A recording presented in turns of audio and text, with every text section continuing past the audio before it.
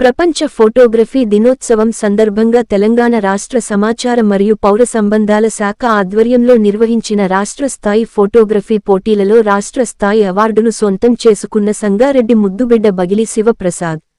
సంగారెడ్డి సాక్షి జిల్లా స్టాఫ్ ఫోటోగ్రాఫర్గా పనిచేస్తున్న బగిలి శివప్రసాద్ పంపిన ఫోటో.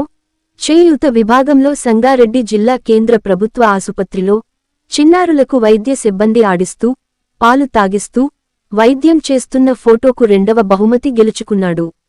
సోమవారం హైదరాబాద్లో ఏర్పాటు చేసిన ఓ కార్యక్రమంలో రాష్ట్ర సమాచార పౌర సంబంధాలు, రెవెన్యూ, గృహనిర్మాణ శాఖ మంత్రి పొంగులేటి శ్రీనివాసరెడ్డి చేతుల మీదుగా నగదు పురస్కారం, జ్ఞాపిక, ప్రశంసా పత్రాన్ని బగిలి శివప్రసాద్ అందుకున్నాడు.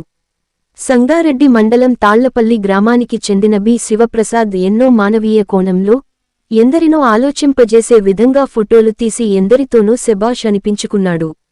ఈ కార్యక్రమంలో సమాచార శాఖ commissioner Hanumantha Rao, media academy chairman Srinivasa Reddy పాల్గొన్నారు.